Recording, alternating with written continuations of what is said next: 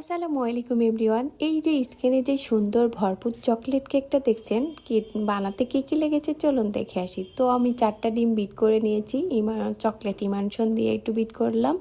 এখন যা যা শুকনো উপকরণ লাগবে সবগুলো আমি এখন চেলে নেব।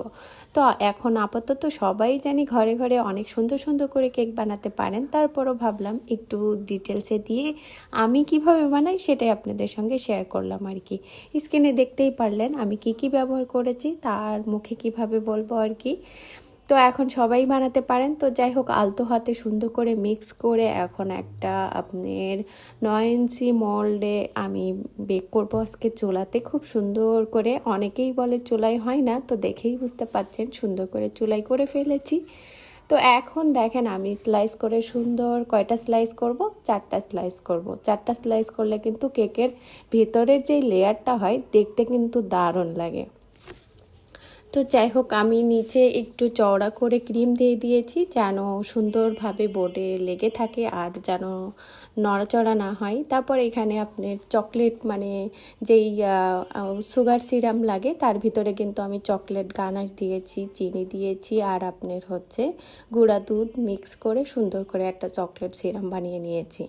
তো এই যে দেখেই বুঝতে পাচ্ছেন লেয়ারের ভিতরে আমি কত মোটা করে আপনার চকলেট দিচ্ছি, তারপরে এত সুন্দর আবার চকলেট ক্রিম।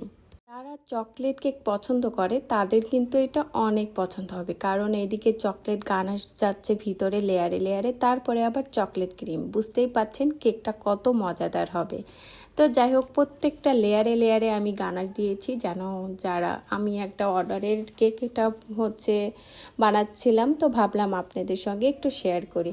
তো যাই হোক, ফুল ভিডিওটি দেখেই বুঝতে পাচ্ছেন যে কি পরিমাণ আমার চকলেট গানাশ যাচ্ছে, সঙ্গে আবার আপনি সুন্দর করে ক্রিম দিয়ে দিচ্ছি। এরপর আসলে সুগার সিরামটা দেওয়ার কারণ এটাই যে খুব সুন্দর সফট হয়, যেহেতু ক্রিম দিয়ে সুন্দর করে ডেকোরেশন করব। আর ডেকোরেশন করলেই কিন্তু সুগার সিরাম ইউজ করতে হয়, সবাই জানা আছে।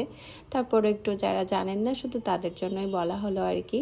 তো যাই হোক, প্রত্যেকটা লেয়ারে লেয়ারে দেখেই বুঝতে পারলেন কত গানাশ দিয়েছি আর সুন্দর চকলেট ইয়াম্মি ক্রিম দিয়েছি। তো যাই হোক, আমার কাছে মনে হয় যারা চকলেট কেক পছন্দ করেন তাদের জন্য কিন্তু এইভাবে করলে অনেক মজা পাবেন। তো আমি আমার মতো সুন্দর করে ক্রাম কুটিং করে নিয়েছি, একটু ফ্রিজে রেখে দিয়েছি। দেওয়ার পরে একটু রেস্ট রাখার পরে এই যে এখন ফাইনাল ফিনিশিং দিব। অনেকেই পাইপিনে ব্যাগের ভিতরে দিয়ে সুন্দর করে ঘুরিয়ে ঘুরিয়ে দেয়, তো আসলে আমার কাছে একটু ভাবলাম এইভাবেই দিই, পাইপিং ব্যাগের মধ্যে ঢুকাতে একটু ঝামেলা হয়ে যায়, এই জন্য আমি এইভাবেই দিলাম। কারণ উপরের লেয়ারে বেশি ফিনিশিং দরকার নাই, কারণ উপরে আমি ঘন একটা গানাশ দিব, সেটা দেখেই বুঝতে পাচ্ছেন কতটা মজাদার হবে। তো এই যে আসলে শীতকালে কাজ করতে গেলে না এরকমই হয়, চকলেট গানাশটা সঙ্গে সঙ্গে কেন জানি একটু জমে যায়। আসলে শীতের সময় এই সমস্যাটাই বেশি হয়ে যায়, আবার গরমের সময় কিন্তু আর একটা সমস্যা হয়, সেটা আবার ক্রিম গলে যায়। কি বলেন আপনারা? আসলে যখনই যেদিকেই যাই না কেন কোনো না কোনো একটু ঝামেলা আছে। তারপরও আমার কাছে মনে হয় শীতের সময় কেকের কাজটা করা অনেক ভালো লাগে, কারণ ক্রিমটা অনেক ভালো থাকে, কাজ করতে সুবিধা হয়। জাস্ট আপনি গানাশের ক্ষেত্রে একটু আলাদা। তো যাই হোক, আমার গানাশটা বুঝতেই পাচ্ছেন একটু একদম ঘন হয়ে এসেছে, জমাট বেঁধে আসছে শীতের কারণে। তো যাই হোক, ফাইনাল ফিনিশিং দিতে পারছি, এটাই আমার কাছে অনেক ভালো লেগেছে। আপনারা বলেন তো কেমন লাগছে দেখতে? মনে হয় আপনাদেরও ভালো লাগবে। তো যাই হোক, সিম্পল ডিজাইনের মধ্যে বলে না গর্জিয়াস, তো আমার এই কেকটা কিন্তু সেম টু সেম এমনই হবে। তো 1M নজেল দিয়ে সুন্দর কয়েকটা ফ্লাওয়ার দিয়ে দিলাম, গোলাপ ফুটন্ত, তার মাঝখানে মাঝখানে চকলেট টপার দিয়ে দিলাম হার্ট শেপের।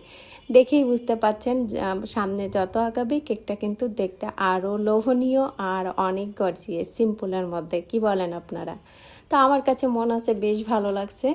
তো এখন ভাবছিলাম সাইডে বর্ডার দিব না, তারপরে মনে হলো যে একটু বর্ডারটা দিয়ে দিই।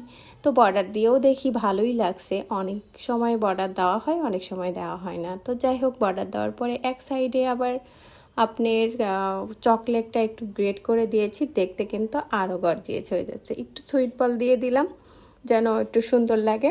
আসলে কাস্টমারের যখন কোনো রেফারেন্স পিকচার থাকে না, তখন কিন্তু মনের মাধুর্য দিয়ে অনেক সুন্দর করে সাজিয়ে তোলা যায়। কি বলেন আপনারা? দেখেই বুঝতে পারছেন ফাইনাল ফিনিশিং কত সুন্দর এসেছে।